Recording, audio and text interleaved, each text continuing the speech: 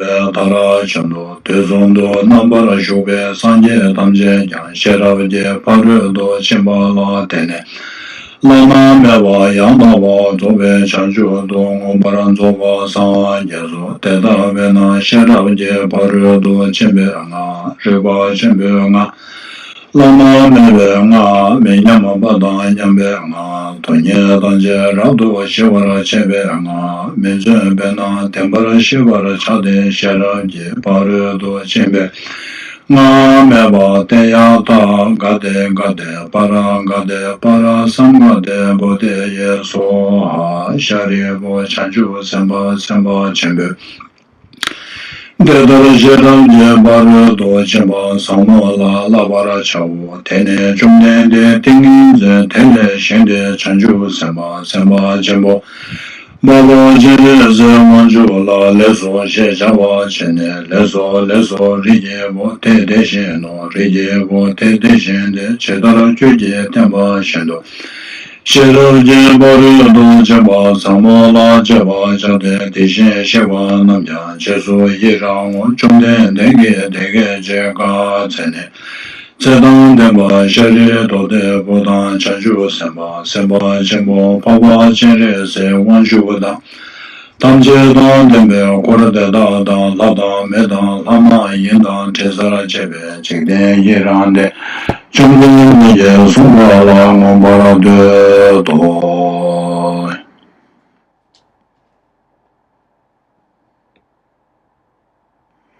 Om Namo Bhagavatai Riya Prajnaparamitai Riya Avalokiteshvara Bodhisattva Gambiram Prajnaparamitam Charyam Charamano Vyavlokyati Sma Panchaskandaha Tamsal Svabhava Shunyan Pasyati Sma Isha Shariputra Rupam Shunyataiva Rupam Rupanna pratik shunyataya na pratik rupam yadrupam sa shunyataya shunyata tadrupam evameva vedana samgya samskara vigyanam isha shariputra sarvadharmaha shunyata laksana nutpana aniruddha amala vimala anuna parna purnaha tasmat shariputra shunyatayam na rupam na vedana, na samgya, na samskara, na vigyanam, na kasu skroda gradha, jiva kaya mansani, na ruva sabda gradha rasa sprastavya dharmaha, na kaksu daturya vana manovigya datu na avidya sayo ya vana jaramaranam na jaramaranakssayo, na dukkha samudya nirodha margaha, na jnanam na praptihi na apraptahi tam tasmat shariputra tratitvat bodhisattvasya rajnaparamitam asritya viharatya chittivarnaha nasitvara trapto viparyastikranto nistanavanaha praptaha tvadvavyasiddhaha sarvabhudaha prajnaparamitam asritya anutaram Samyak Sambodhim Abhisambhudaha Tasmat Yaptavyam Prajnaparamita Mahamantros Mahavidya Mantros Nutara Mantros Samasama Mantraha Sarvaduka Prasmanaha Satyam Amitatvat Prajnaparamita Mukto Mantraha Tajada gate parasam gate bodhi svaha Tajada gate parasam gate bodhi svaha Tajata gate parasam gate bodhi svaha Iti prajnaparamitam hridayam samaptam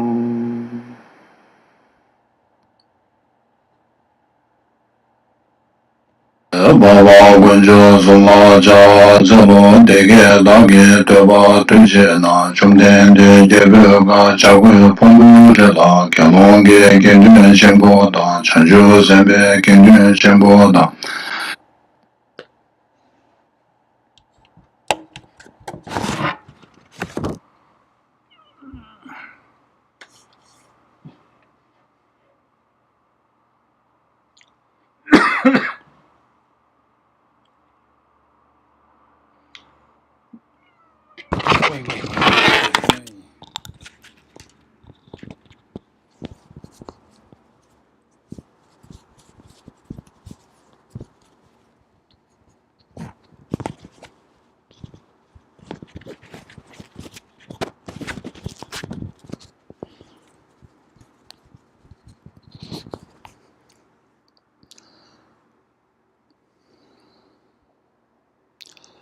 Dumba Jumden de Dejen Shewa Da Jumba Yandawa Zobe Sanje Rikwa Da Shamso Temba Tewara Shewa Chikden Kemba Kibu Dube Kalu Jurwa Lana Meba Lada Menamje Dumba Sanje Jumden de Pejawa Shaja Duba La Chanse Lo Chodo Japso Che Wo Dumba Jumden de Dejen Shewa Da Jumba Yandawa Zobe Sanje Rikwa Da Shamso Temba Tewara Shewa Chikden Kemba Kibu Dube Kalo Jurwa Lana Meba Lada Menamje Dumba Sanje Chumden de Pejawa Shaja Tuba La Chazel Chodo Jazo Che Ho Dumba Chumden de Dejen Shewa Tajumba Yandawa Zobe Sanje Rikwa Da Shamso Temba Tewara Shewa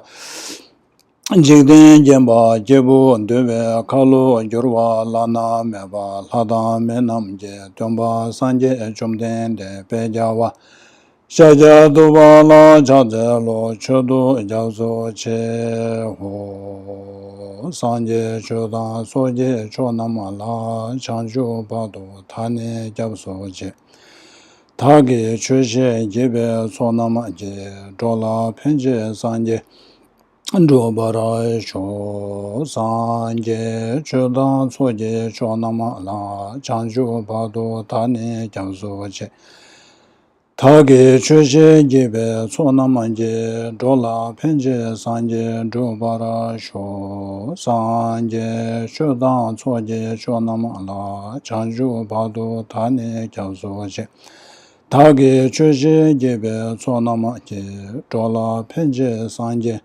Drupa Sho.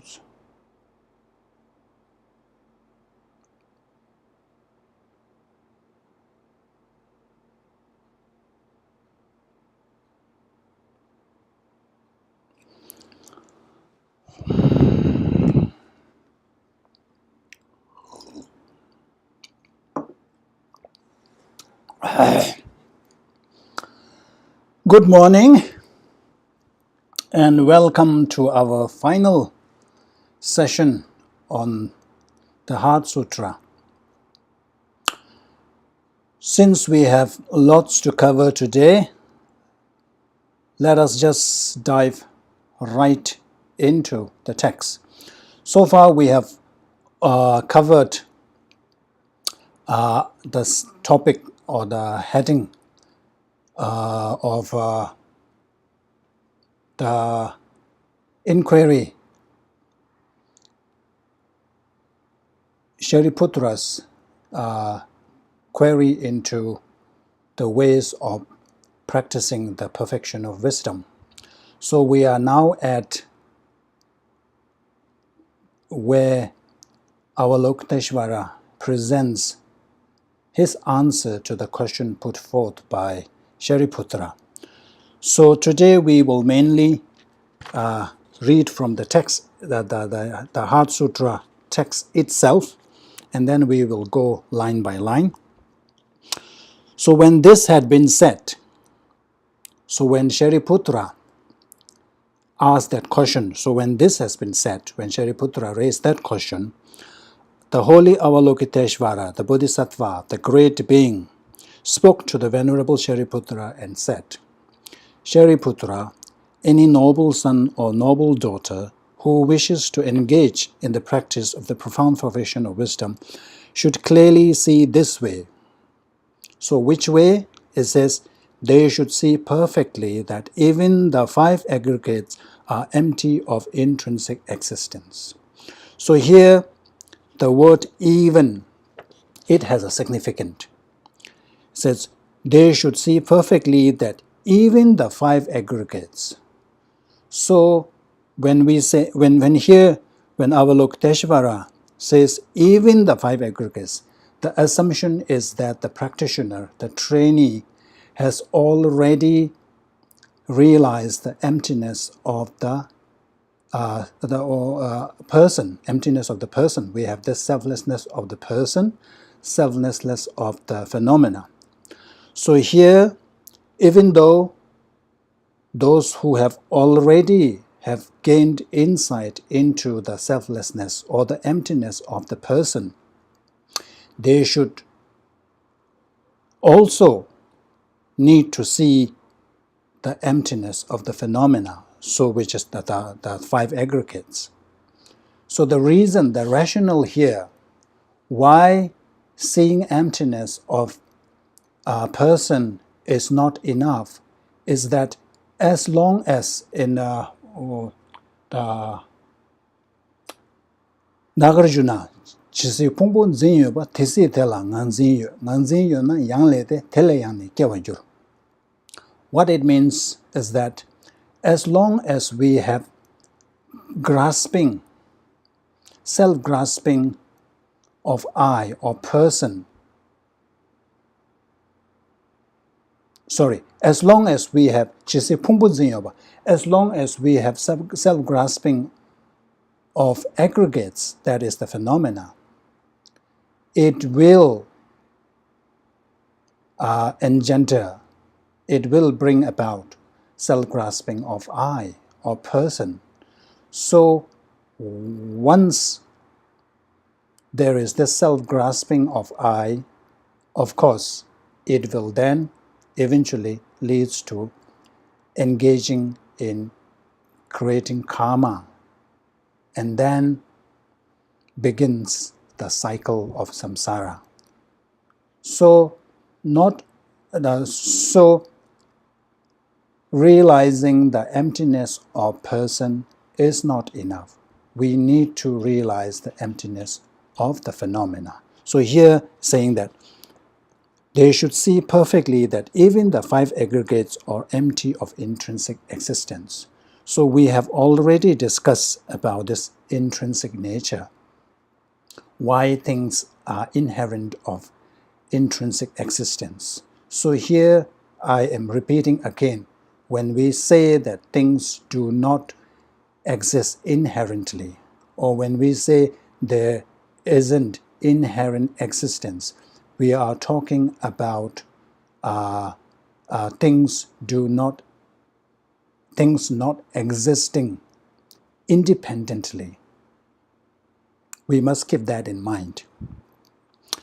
So then Avalokiteshvara continues to elaborate on this. So this is what is known as the fourfold approach to understanding emptiness. So I think this is like the core of the Heart Sutra. So if we get this, then we got the gist of Heart Sutra. So this one says, form is emptiness. Emptiness is form. Emptiness is not other than form. Form too is not other than emptiness. So from the bare reading, it doesn't make sense. Form is emptiness. Form is not emptiness, isn't it? Emptiness is also not form. So what does it mean? So we need to decipher this. We need to try to kind of unpack this. So in order to do that, I thought that it is crucial to understand the two truths, to have some idea on these two truths. I think many of you already know, but just revision. So everything, whatever it is, every phenomena has two sides to it. There is this conventional reality and the ultimate reality.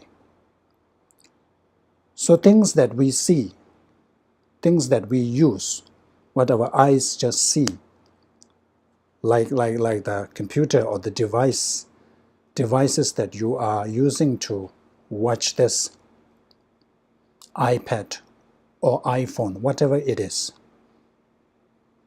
These are what is called the conventional reality or the everyday convention. So we just take it as it is. We don't do further analysis. So iPhone, for example, so whatever that shape, with this particular shape and particular material or the look, our mind imputes on it as iPhone. And then we are just satisfied with that, and it can function as iPhone. But if we are not satisfied at that level, if we want to really search the identity of iPhone, where is this iPhone? If we further analyze, is the screen the iPhone? Is the inside the chips? Is that the iPhone? Or is it everything together? Is that the iPhone? We will come to the conclusion that neither the parts nor the combination is the iPhone. So this suggests that there is no solid iPhone from its own, even though that's what appears to us. When we look at iPhone or when we look at anything, to us it appears as there is this solidity there. There is solid identity there.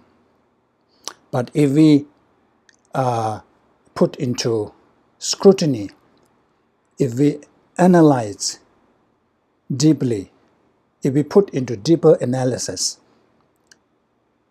we will find that there is nothing there. They do not exist from its own side. Everything is because of the coming together of the combination of parts. So that mere absence of intrinsic nature, that mere absence of inherent existence is what is called the ultimate nature of things. So for iPhone, the mere absence of independent existence is the ultimate nature of the iPhone. This is the same with everything. For car, for example, car come about because of coming together all this combination of specific parts and pieces. And then our mind have to impute that for this kind of shape and this kind of combination is car. And then our mind impute on those things as a car. But if we search further, so there isn't.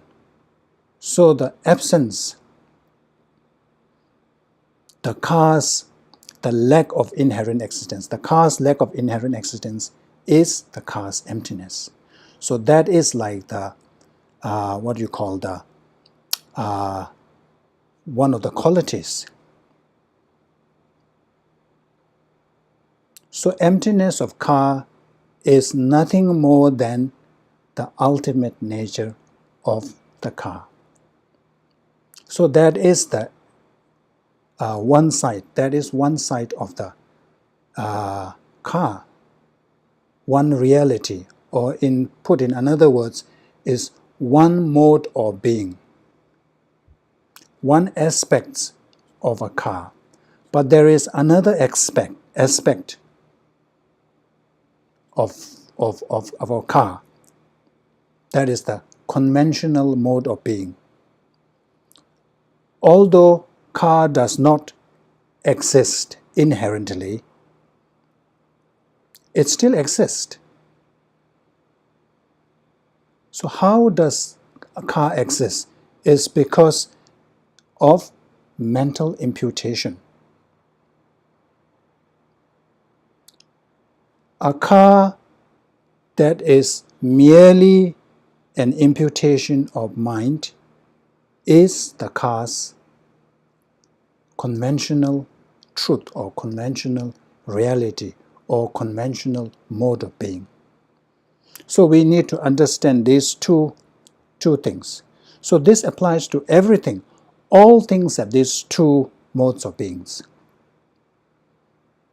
And these two modes of being are commonly known as the true truths. So these two modes of everything appears to us as distinct, completely separate, but in reality they are the same. So now with that awareness, that understanding, so let's dive into the one. So the first one is easy to understand because we have discussed on this. We know that when we say form is emptiness, so we are saying that form does not have inherent existence. Form is devoid of inherent existence. So we know why form is devoid of inherent existence, because it doesn't have this independent identity. Form comes to being because of its causes and conditions. So when it comes to the composite things, it is easy because all these are result of causes and conditions. It is fully dependent on the causes and conditions. So when we say things are dependent on something, inference, it negates the independent existence. So it is very clear, because form is dependent arising, because forms come into existence due to coming together of causes and condition, form does not have independent existence. Form does not have inherent existence. So form is empty. Form is emptiness. So that's easy to understand. So now the second statement, when it says emptiness is form. So first, what is form?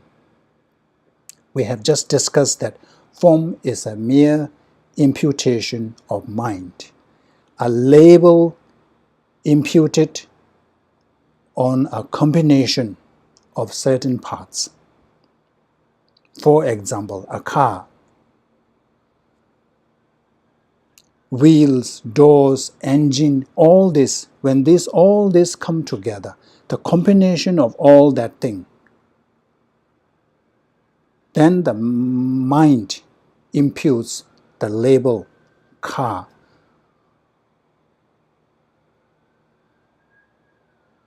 So, if, let's put it this way, so we can give this label to this particular aggregation of parts is solely because the car does not exist inherently. It doesn't have independent identity, independent existence. If car has its own independent nature or identity, imputation is not possible. You cannot impute on this. In that sense, so emptiness is like a basis of a car. If the car is not empty of inherent existence, so we cannot have car. We cannot impute on certain the parts of the car that aggregation of that parts of the car as a car. It is not possible.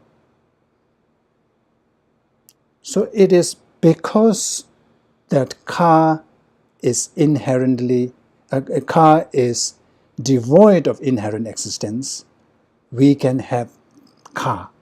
We can give that label. So as you see in the image here, the string, this is just a string. But some of you are familiar.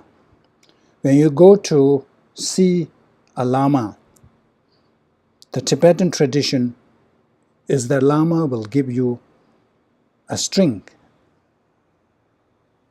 a knotted sting, which we call a protection sting or the not blessed sting. So here I do this. I knot this specific knot, and then this becomes, I blow on it, and this becomes now the blessed sting. It is a protection sting now. And likewise, you see in the image, you can do various kinds of knots. You can make into a knot that will look like a ring or bracelet or keychain or something, a decorative piece. You can make this thing into all kinds of designs, all kinds of shapes.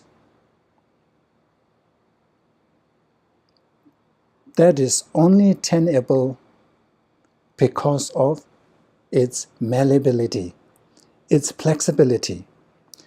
If this string is hard and inflexible, I cannot do any of this. We cannot make the string into various shapes and designs. So the string's malleability enables us to do all kinds of designs, all kinds of shapes. So in that sense, we can say that all these various shapes that is conceivable to our mind are the manifestation or the expressions of the string.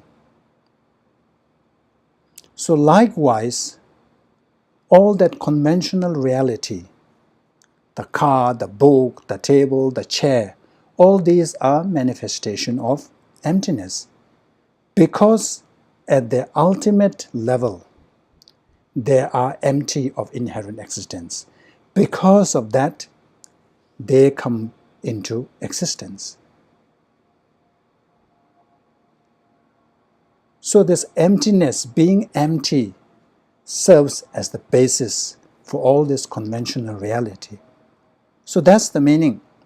Emptiness is form. Form is emptiness. Emptiness is form. Because the mere absence, let's put it this way. We give this mental imputation on something that is absence of inherent existence. Form is actually an absence of inherent existence, and then because the level is imputed, the mind imputed that level on something that is devoid of inherent existence, that becomes the convention thing. So, I hope you got that. So that's what it is, what it meant by emptiness is form. So these first two avoid us in our eyes from falling into the two extremes. When we say form is emptiness, it prevents us from apprehending everything existing inherently. And then when we say emptiness is form, even though they are inherently non-existence, but they do exist. There is this conventional reality there. So these two avoids us from falling into the two extremes. And then the third and fourth, now that you know about these two truths, it is easy to understand. So third and fourth, when it says that emptiness is, when it says emptiness is not other than form, form too is not other than emptiness. So the third and fourth statement emphasizes the relationship between the two modes of being of a thing, like a form. The two modes of form. The form, the mere absence of form's intrinsic nature is the ultimate nature.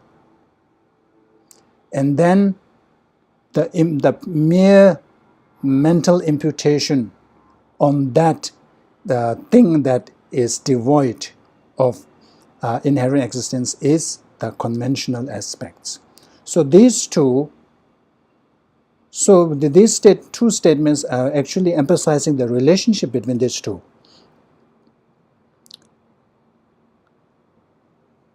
So to us, when we say the ultimate nature of form, and then the conventional reality of the form, it appears to us as completely separate, distinct.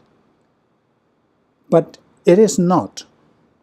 It is like the two sides of the coin.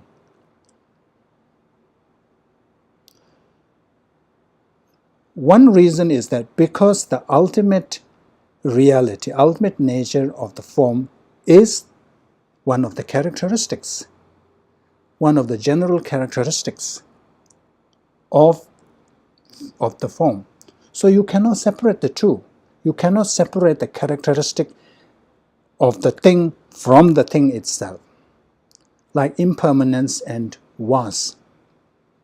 Americans say was, isn't it? Was. So was is impermanent. So impermanent is the characteristic of the was. So you cannot separate. This is the part of impermanent of the was, and this is the was that is separate from impermanence. You cannot do that. Likewise, this is the inherent, non-inherent nature, mere absence of lack of inherent nature of the was, and this is the other aspect. You cannot separate the two. So this is what it is emphasizing.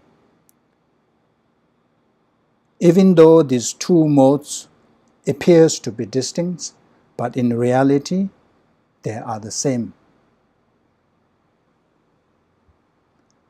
Two reality of the same identity.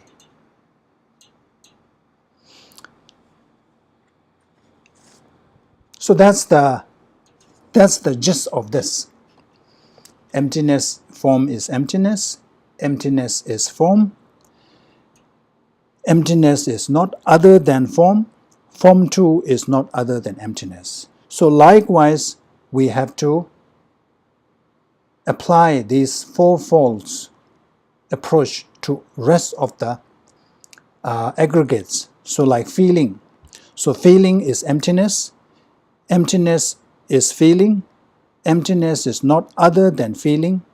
Feeling too is not other than emptiness. So we have to apply to all this. So here, this is the path, the training in the path of accumulation and preparation. So those who are on that path,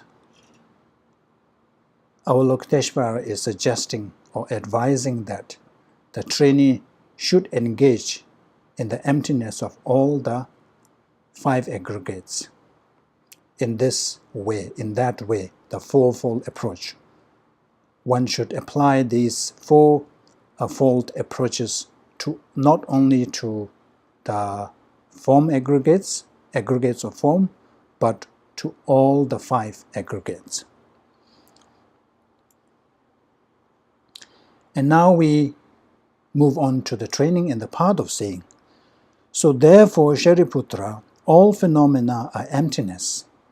So here Avalokiteshvara is saying that since you have now applied these fourfold approaches to 5 aggregates, and also apply let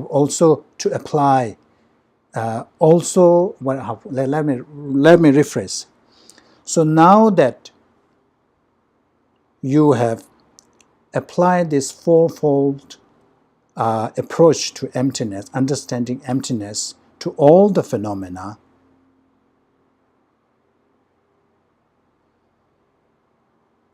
you now realize that all phenomena are empty of inherent existence.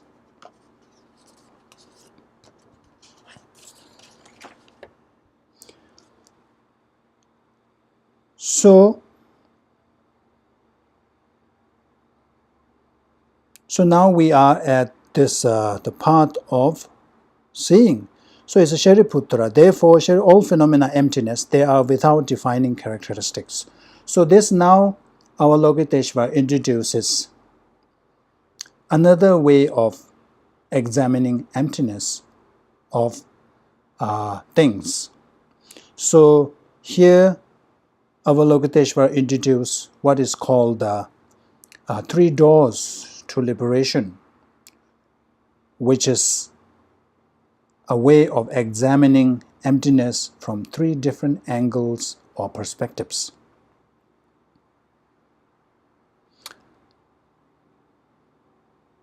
So the first door the first door of liberation is called the door of emptiness. So this is examining the emptiness from the point of view of thing itself. So Avalokiteshvara says that as one has now examined the 5 aggregates through the fourfold analysis, one should examine all phenomena in this way, not restricting to 5 aggregates. We should examine all the phenomena in this way. And when we do that, when we do this analysis, we will come to the conclusion that all phenomena are empty of inherent existence. All phenomena are emptiness. Even the defining characteristics.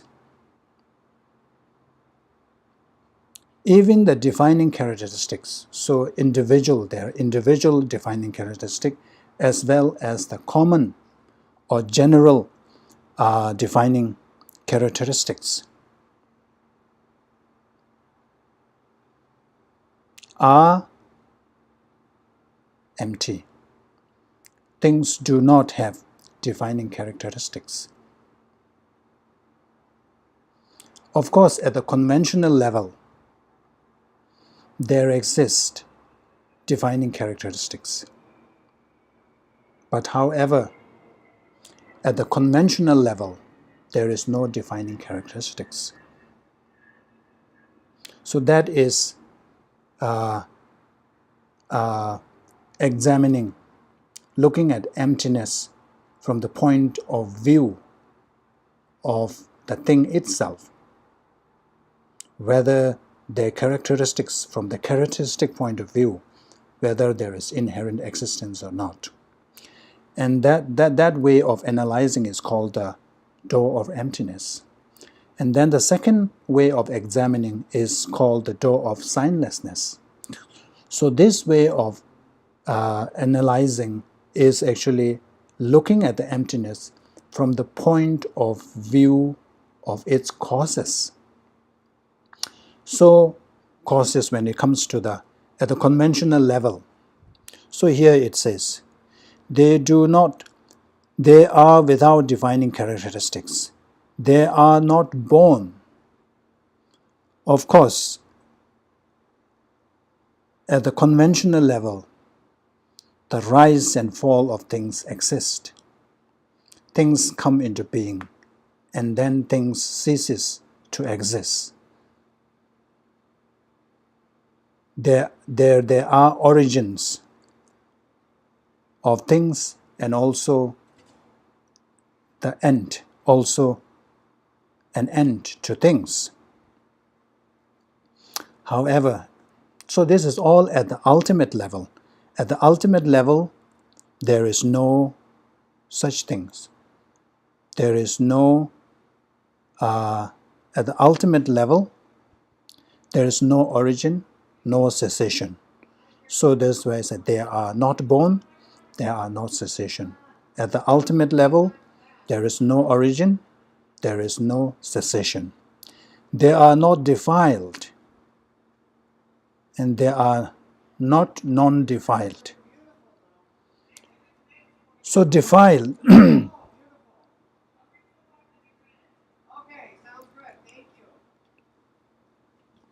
so defilement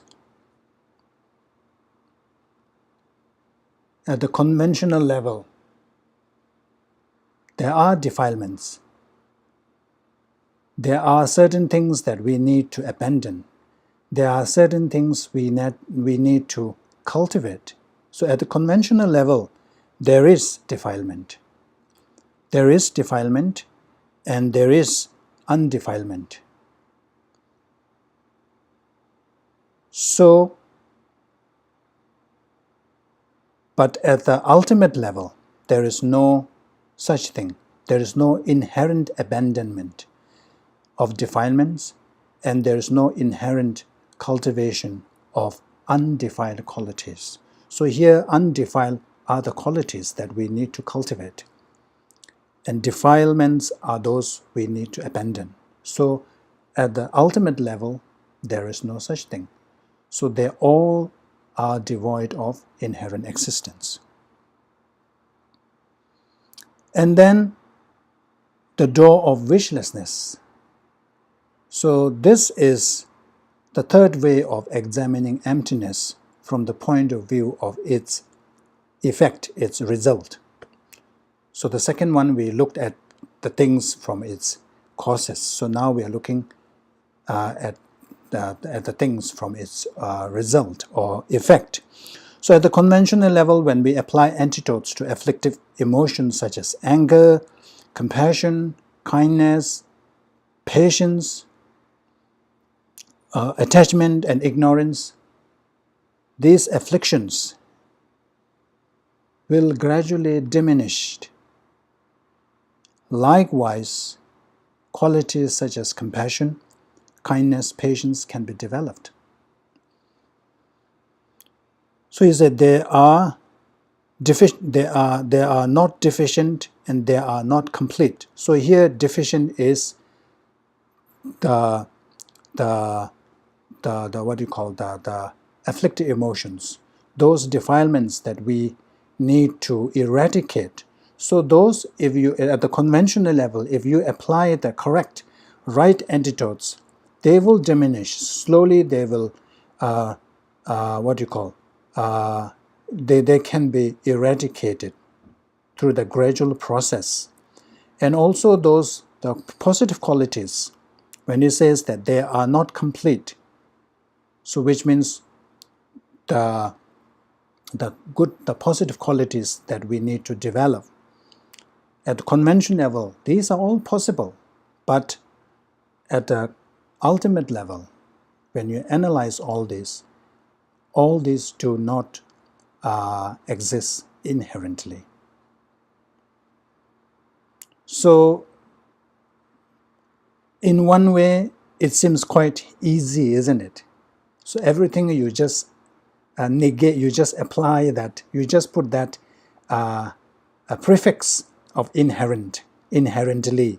So there's no inherently existing deficiency, there's no inherently existing completeness or something like that. So that's the way to engage, or that's the way to engage when you are at the part of seeing. So now we go on to the training in the part of meditation. So in the training of the meditation, the text reads, "Therefore, Shariputra, in emptiness there is no form, no feeling, no perception, no mental formation, and no consciousness."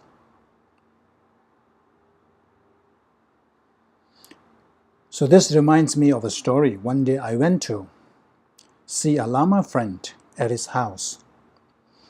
So my Lama friend asked me, "Would you like to have a cup of tea?" And he says that my tea is hot sutra. So it confused me. I said that, "What do you mean?" So he says, "No sweet, no sugar, no salt, no taste, no butter." So here, Shariputra, therefore Shariputra, in emptiness there is no form, no feeling. So first, it negates the five aggregates. So before that, I think we need to, so in this statement, so when you read to the end, so there's no eye, no ear, no nose, no tongue, no body, no mind, there's no form, no sound, no smell. So there are so many categories, all are abbreviated. So we need to first unpack those.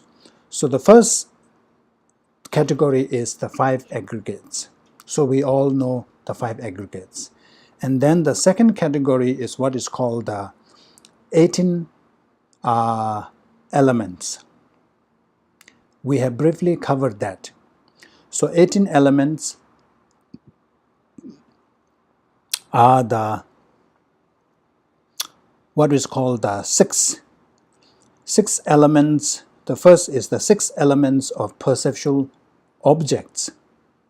So you have the visible form, sound, smell, taste, tactile, and then phenomena. So these are called the perceptual objects, the 6 elements of perceptual objects.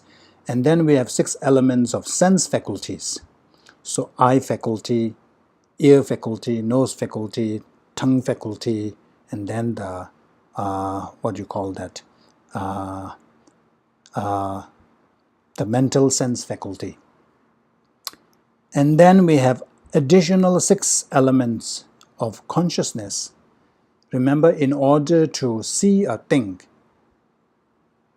coming together of the object and the sense organ or sense faculty is eye faculty is not enough. We need the eye consciousness to make sense of that. So we have these type of 6 consciousness. So all together it makes 18. So these are called 18 elements. And then we have 12 links of dependent origination. So we have already covered this. So I won't go into detail. So we have this ignorance, compounded karma, consciousness, then name and form, 6 sources, contact, feeling, and then we have craving, grasping, existing, and then birth, aging, and death. These 12 are called the 12 links of dependent origination. And then we have 4 noble truths. Another category is 4 noble truths. And then it says wisdom and attainment. So all these begins with the prefix no. So it's all negation. So what is here negated is the inherent existence. So we have to remember that from the path of seeing, when you already achieved, when you already ascend to the path of seeing, you have this direct intuition of the direct realization of emptiness. So when you go into meditative state, so you are now perceiving emptiness directly. So in that kind of absorption, in that kind of meditative state, so what you perceive is only the mere absence of inherent existence. Nothing appears, no multiplicity, nothing, no conventional things or no conventional reality appears. So in the eyes of a practitioner who is at this stage, part of seeing or part of meditation, when they are in that kind of meditative state, nothing appears to their eyes. So that's one way of looking at it. When we say that there is no eyes, when we say what was that? There is no form, no feeling, no perception, no mental formation, and no consciousness. We are not saying that these do not exist conventionally. We are saying that in the eyes of a meditator who is at that level and who is absorbed, who is immersed in that meditative state, these things are non-existent. These things do not appear in the eyes of such meditator. So likewise, there is no eye, no ear, no nose, no tongue, no body, and no mind. So basically, all the 18 elements. So when that kind of person is immersed in that meditative state, all these 16 elements do not exist in their perception. They cannot perceive anything conventional. Everything is what is called in the Tibetan term chula chusha. That means if you pour water into an existing water, you cannot differentiate these two. It just merges and becomes one. So when the person who has gained that direct realization into emptiness, so everything is kind of merged. There is no distinction in there. Everything is what to them appear is the absence of inherent existence. So no conventional reality appears to them. So this is the meaning when we say there is no ignorance, there is no extinction of ignorance, and so on after no aging. So conventionally, of course, there is ignorance. Ignorance is the source of our problems. Because of ignorance, we commit karma, and because of karma, and then the samsaric birth begins. And then if we apply the antidote, like wisdom realizing emptiness, when we apply and when we counter the root of ignorance, then because we are able to stop that cycle, because we are able to sever that chain, the moment we are able to sever that ignorance, the second one, the composite karma, the second link, the compounded karma, this will stop. And because this stops, the third one, the depositing that imprint on consciousness, will stop. Because of that, the the number 8, the grasping, the craving and grasping, and then the existence will stop. And eventually the birth stops. Conventional level, all this exists, but in the eyes of a meditator who is immersed in the direct realization of emptiness, these do not these do not appear, these do not exist. So in the eyes of them, there is no ignorance, there is no extension of ignorance, and so on up to no aging and death, no extension of aging and death. Likewise, there is no suffering origin. So likewise, of course, conventional level, there is the, suffering, the Four Noble Truths. There is suffering. We can tell from our own experience. There is origin to the suffering. And then it is possible to eliminate the suffering, the origin of suffering, and thereby achieve that cessation from the suffering. And that is reliant or dependent or contingent on the path. So these are the foundation of the Buddhism. So these exist, but at the ultimate level or in the eyes of that practitioner, these do not exist. Likewise, there's no wisdom, no attainment, and even no non-attainment. So all this conventional reality, conventional things do not appear to the eyes of that level, the practitioner who is at that level immersed in such direct realization. Okay? Now that concludes the training in the path of meditation. So now we move on to the training in the path of no more learning. Therefore, Shariputra, since bodhisattvas have no attainments, they rely on this perfection of wisdom and abide by in it. So no more learning. So there are two ways to separate this. So in some commentaries, so this first part, the first segment, is still at the path of meditation, the last stage of the meditation stage. You are already in that, I think it's called the adamantine concentration, which is the common budget of everything is in. So it's the final concentration. When you awaken from this, you are already Buddha.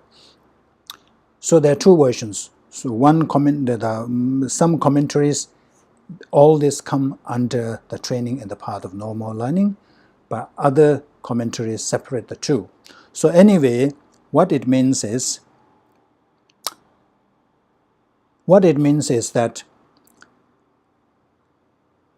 so bodhisattvas, Avalokiteshvara is saying that bodhisattvas who have cognized, who have realized the emptiness of all phenomena, including the final attainment, which is even the final attainment, which is Buddhahood, is also empty of inherent existence. So those who have realized that should immerse themselves in this direct realization of emptiness, because this is the way to engage in the perfection of wisdom.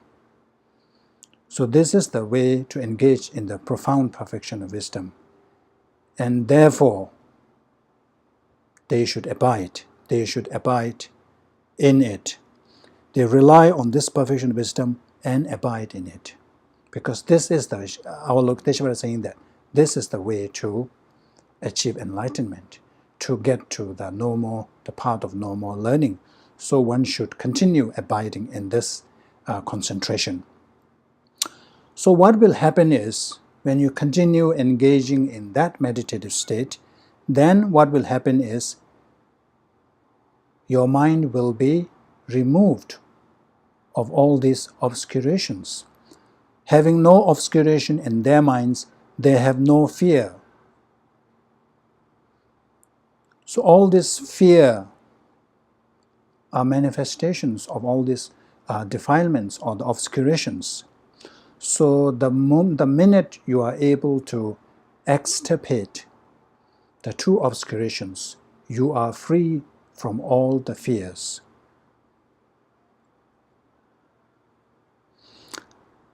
Having no obscuration in their minds, they have no fear, and by going utterly beyond error, they will reach the end of nirvana. So utterly beyond error. So here, engaging in such a way will eventually extirpate the self-grasping ignorance, the grasping at the inherent existence of person and of phenomena. So if you are able to extirpate or eradicate this grasping, this self-grasping ignorance, then you will be able to remove the two obscurations. As a result, there will be no more fear born out of self-grasping. And instead, one will go beyond the net of mistaken apprehension. So here when we say the, utterly go beyond error is beyond the net of self-grasping, the delusion. The ignorance is the one which creates that error, that misapprehension of things. And that's how we get entangled in samsara. So we will be able to go beyond. One will be able to go beyond that trap or that net, the net of this mistaken apprehension, and reach the end of nirvana. So the end of nirvana is Buddhahood. Attain the full awakened end of nirvana. All the Buddhas who abide in this 3 times attain the full awakening of unexcelled, perfect enlightenment by relying on this profound perfection of wisdom. So this is to say that all the Buddhas, the past Buddhas, the present Buddhas, the future Buddhas, the past Buddhas have relied on this path, the perfection of wisdom, and they have achieved enlightenment. The present Buddha are relied on this and will achieve, and the future Buddhas, those who will achieve enlightenment, has to rely on this thing. There is no other way, there is no other door than engaging in the perfection of wisdom, in the practice of perfection of wisdom. So it seems that all the Buddhas have achieved full awakening by abiding in this perfection of wisdom. So up to this point, Avalokiteshvara explains Avalokiteshvara presents the explanation of emptiness in a detailed manner, mainly for those practitioners who are of unexceptional aptitude. So Heart Sutra is actually for those who have this high capacity of intelligence. Otherwise, it is too difficult to understand. But amongst the high intelligence, there is also a comparison. One who is highest level of aptitude. So until here is for the unexceptional aptitude, because they need to be explained in details. And now Avalokiteshvara is presenting the perfection of wisdom in a concise way in the form of mantra. So that's when it says, therefore, one should know that the mantra of the perfection of wisdom. So Avalokiteshvara now begins this concise presentation by extolling the perfection of wisdom. So he says, this perfection of wisdom is called mantra. It says, therefore one should know that the mantra of the perfection of wisdom. So perfection of wisdom is called mantra. So mantra in Sanskrit, the literal meaning of mantra is called yitok. That means protecting the mind. Protecting the mind. So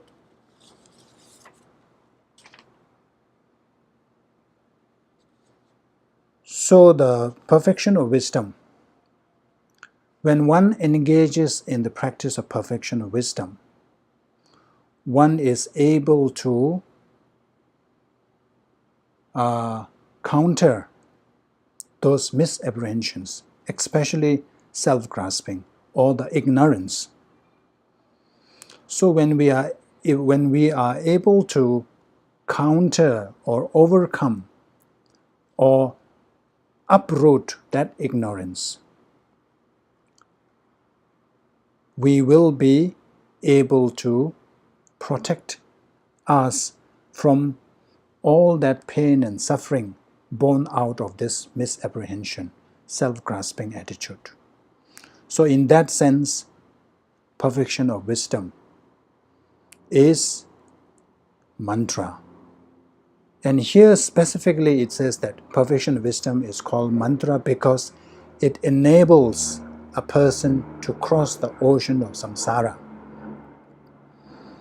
Remember the perfection, when we talk about the sixth perfection of wisdom, six perfections, when we talk about the six perfections, so among the six, the perfection of wisdom is considered as the eyesight. So person who has the eyesight. So this even though the other five can do so much, there's a lot of merit, but without the perfection of wisdom, it is like a blind person. Without a person with an eye, you cannot get anywhere. You cannot move forward. So that's why it says that the perfection of wisdom enables a person to cross the ocean of samsara.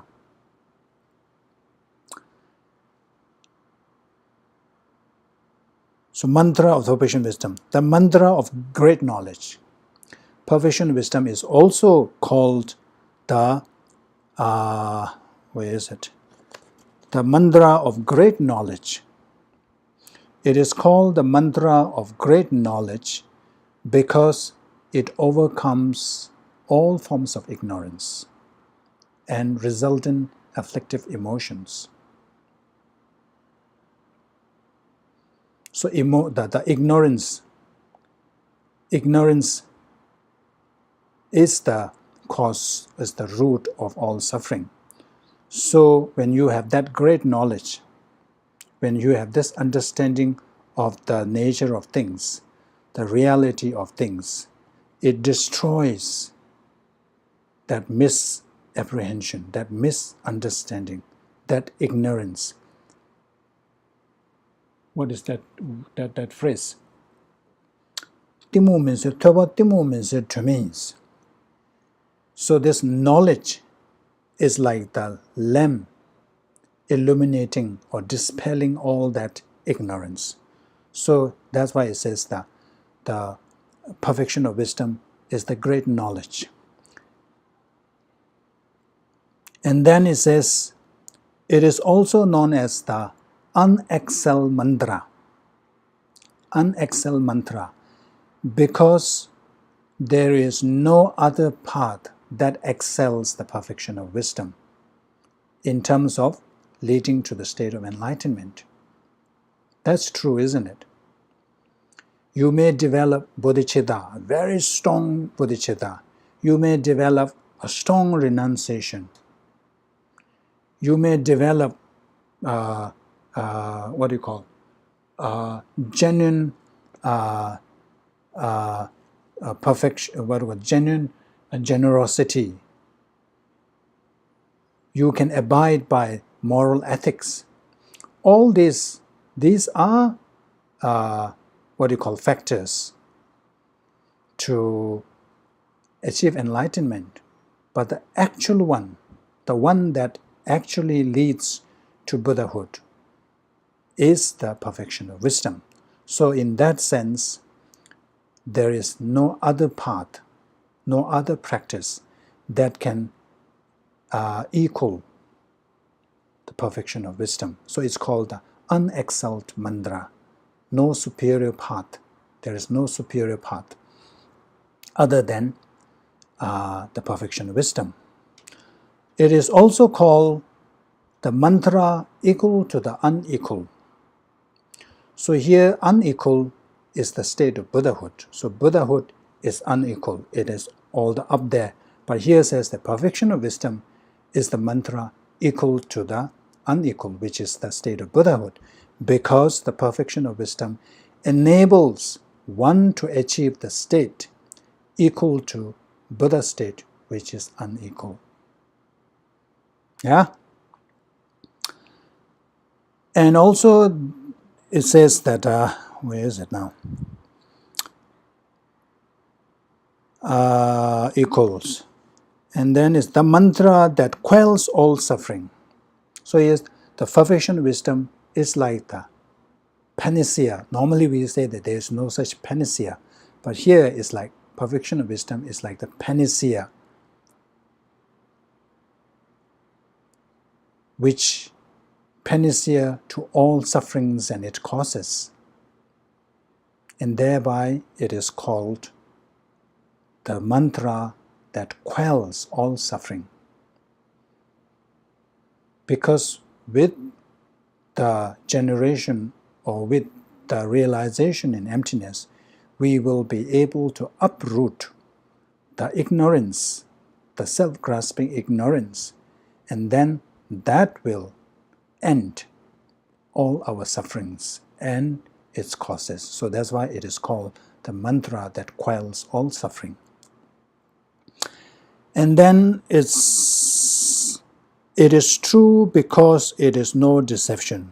It is also called the mantra or the true.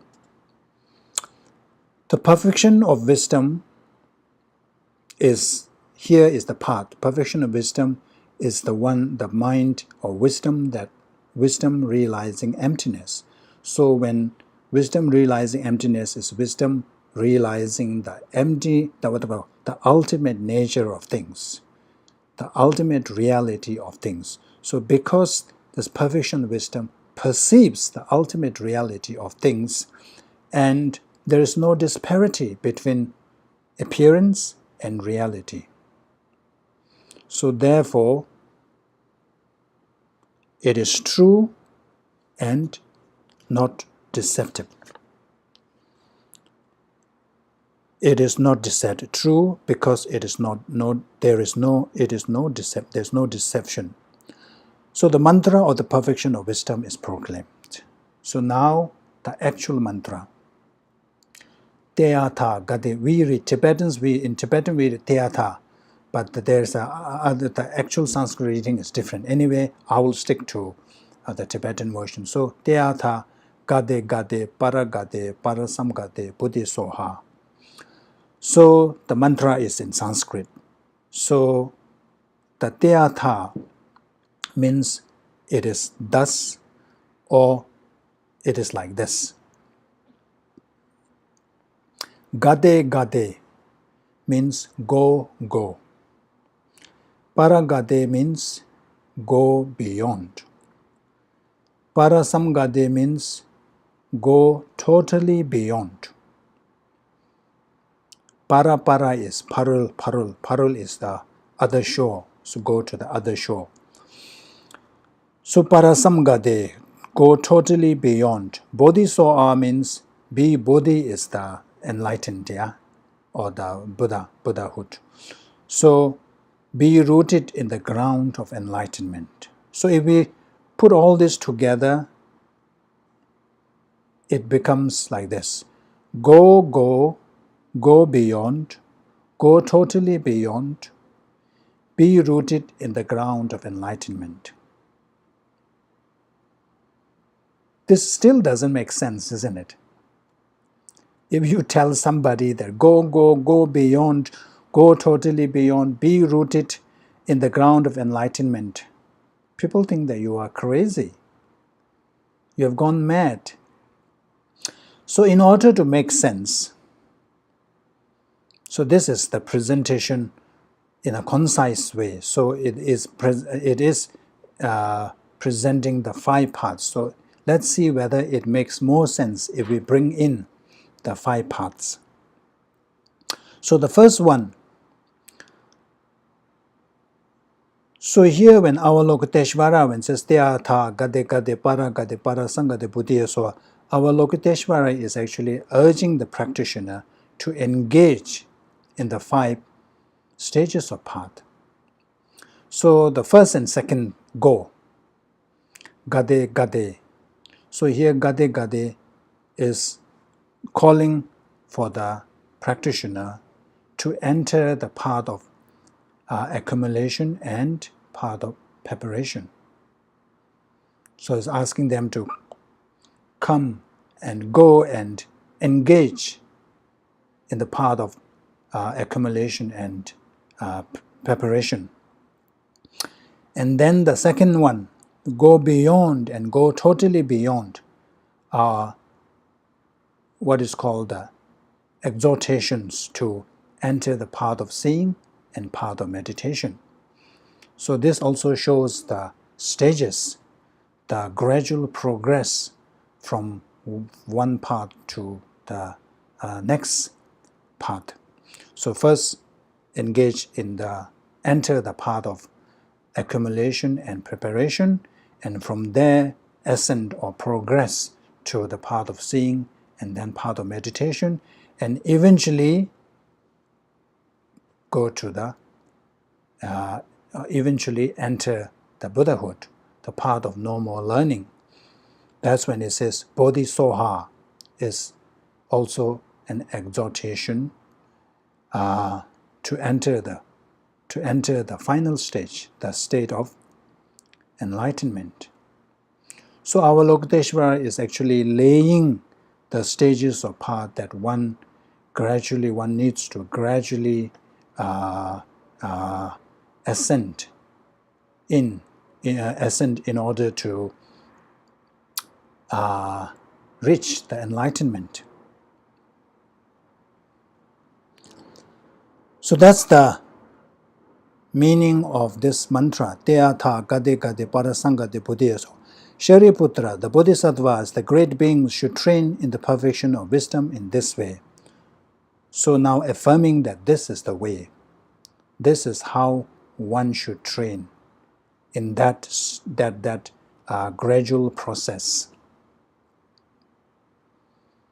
So this concludes the Avalokiteshvara's presentation of the ways to train in the perfection of wisdom. So up to this point, Buddha was in a meditative state. Buddha is still meditating. And then it says, thereupon the Blessed One arose from that meditative absorption and commended the Holy Bodhisattva, the great being, saying, this is excellent, excellent, excellent, O noble child. It is just so, it should be just so. One must practice the profound perfection of wisdom just as you have revealed, for then even the Tathagatas will rejoice. So up to this, Buddha was in meditation. So when Avalokiteshvara concluded his presentation, then Buddha arose. Of course, Buddha, as we discussed, he is all the time in. There is no separate period where he is in meditation state and he is not meditation. But here, in the eyes of the audience, he now arose. He now arose from that meditative absorption and then compliments Avalokiteshvara for his detailed presentation of the training in the perfection of wisdom, and says, excellent, excellent, O noble child. Not only commends or not only compliments, but also affirms that whatever Avalokiteshvara presented is the right way, is the correct way to practice in the training, is the correct way of practicing or engaging in the practice of the perfection of wisdom. One must practice the profound perfection of the wisdom just as you have revealed. So whoever wishes to engage in this training should follow the instructions given by Avalokiteshvara. So this presentation is so great that I rejoice, and all the Tathagatas, all the Buddhas will also rejoice. As the Blessed One uttered these words, the Venerable Shariputra, the Holy Avalokiteshvara, the Bodhisattva, the Great Being, along with the entire assembly, including the worlds of gods, humans, asuras, and Gandharvas, all rejoiced and hailed what the Blessed One has said. So now we are already at the end where affirmation and expression of rejoicing took place. So after Buddha spoke these words, as the Blessed One uttered these words, the Venerable Shariputra, including Shariputra and the Holy Avalokiteshvara, Bodhisattvas, everyone who is present at the teaching, at the gathering, Gandharvas all rejoice. They all rejoice and praise Buddha for this magnificent, this profound teaching. So that's the Heart Sutra. We finished the Heart Sutra. So now, wow, it's already time is up. So now the application. So Heart Sutra is very profound, and we have discussed the benefits already. So now we need to try to apply that understanding. So one way to go about it is this, the analysis. Everybody everybody does the daily practices. So before doing any practices, you can spend a few moments doing this simple meditation, the analysis, using these verses from Nagarjuna.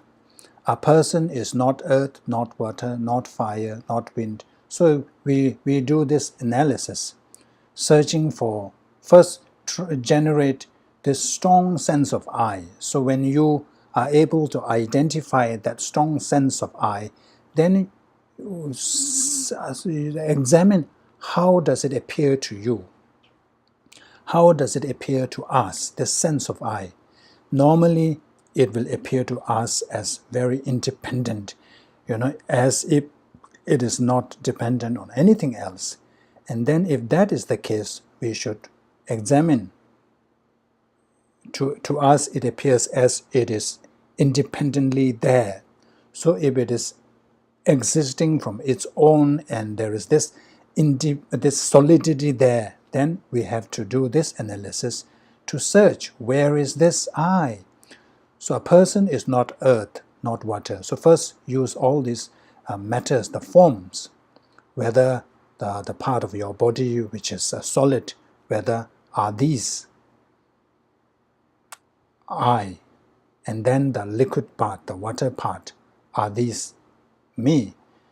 But when you eliminate one by one, you will come to the conclusion, we will arrive at a conclusion that there is nothing to be found.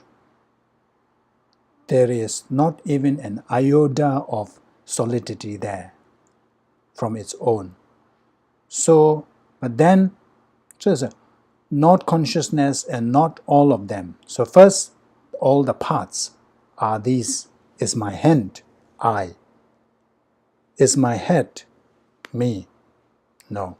And then, if all that thing together is that me, not all of them, then what person is there other than this? Just as a person is not real, due to being a composite of 6 constituents.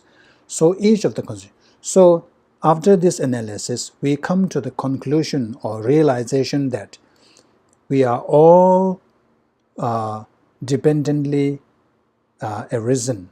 This I is actually a label given to this specific combination of things, or combination of parts.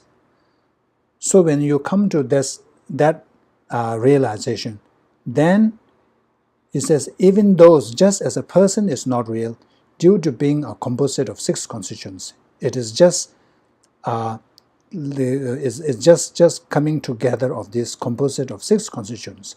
Even these 6 constituents, each of the constituents are also do not exist inherently.